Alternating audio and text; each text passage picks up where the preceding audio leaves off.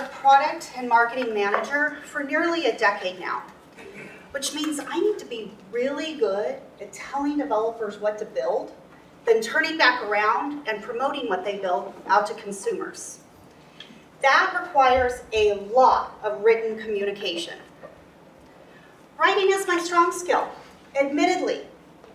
Because of that, one part of software delivery that I've just really never taken on is product training. I've really always worked at a place where there's been a department where people are responsible for educating customer support on how to use the products and rolling out new features as they're delivered. However, one day, about 4 years ago or so, I had a trainer reach out to me and ask if I could cover her afternoon class. She'd gotten sick, she had to go home. With zero hesitation, I said, sure, sign me up. I was the product manager. Why couldn't I teach someone else how to do what I already knew how to do? Wow, what a learning lesson that was that day. I completely underestimated how hard it is to actually teach other people a skill, even if you already have that skill. That moment stuck with me. I was standing in front of a room of people, fumbling over myself, trying to teach them how to do something, even though I was supposed to be the knowledge expert in it.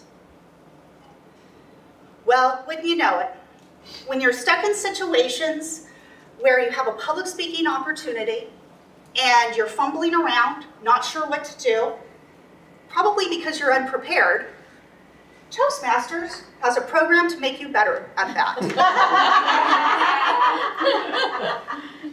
We embrace that in our meeting roles and responsibilities.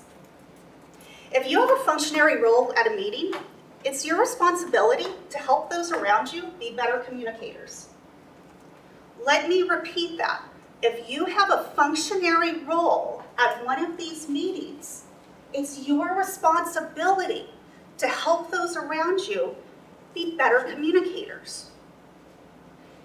That is why it is so critically important to take these functionary roles seriously. It's up to you to help those around you when you have roles be better public speakers so they can take those functions with them out into the real world.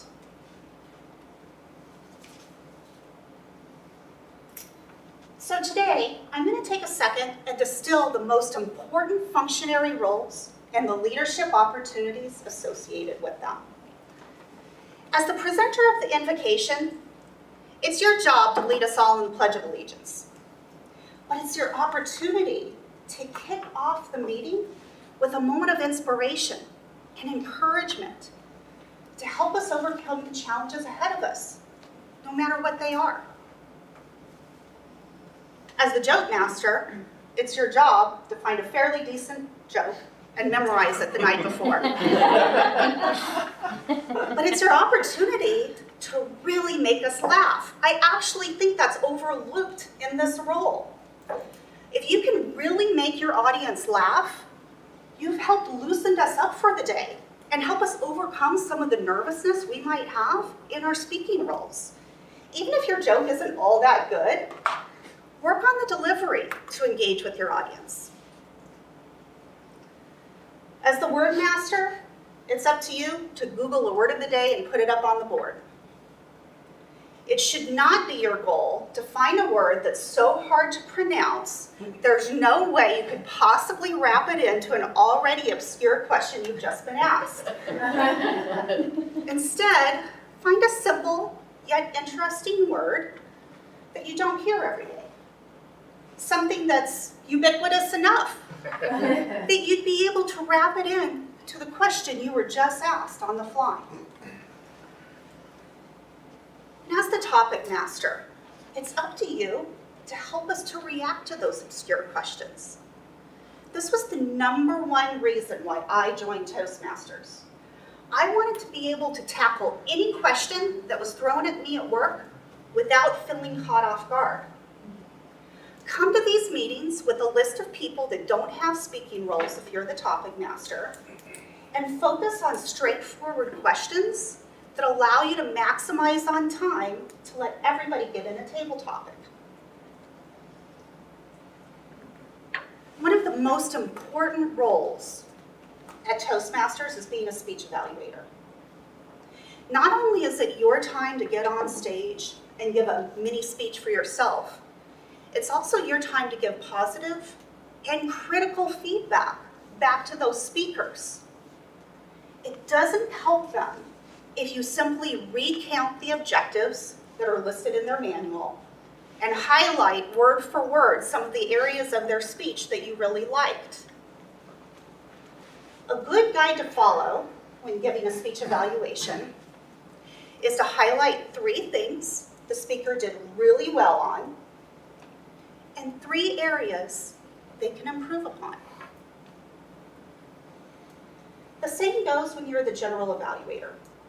When you have your 2 to 3 minutes that you can give your thoughts on the meeting, sure, you can talk about some of our inefficiencies and how we could have done some things better, but that's not really the goal of that role. What's important is for you to actually give mini evaluations of the evaluators so they can progress. In that time, you'll also want to highlight some of the areas that the evaluators did well and focus on a few things that they could improve upon. The timer, grammarian, and awe counters are more silent roles, but they're equally important to the success of these meetings. These roles teach us how to stay on topic, maximize our time, and choose our words wisely.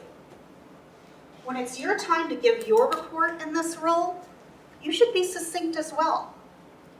Don't spend your time going through a list of people that had perfect grammar and had no ums and ahs. Instead, focus on the people who did. That's how we grow.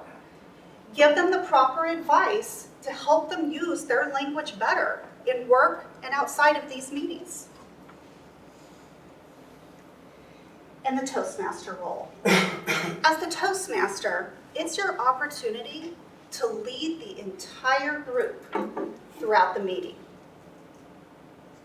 But that leadership actually starts the week beforehand. When you're the Toastmaster, you should be reaching out to people who have functionary roles to confirm with them early and often. You should be reaching out to new members that have roles and asking if they're prepared. And if they're not prepared, help them. You should be reviewing the agenda in advance and making sure that you're comfortable pronouncing everyone's first and last names and their introductions. If you are reading the agenda and speaker introductions for the first time on Tuesday morning, you did not properly prepare for your Toastmaster role. As the Toastmaster, you have the opportunity to be a mentor to this entire group for not only the duration of the meeting, but for the week leading up to it. Today, I hope that I've highlighted the importance of being prepared for the functionary roles and excelling at them at each and every meeting. It's in the leadership of these roles that really brings these meetings together to be successful. If you're new to a role, or you simply haven't been in one for a while and you can't quite remember how it goes, ask someone about it. I, for one, am always here to make myself available to help you be a better Toastmaster. Mr. Toastmaster.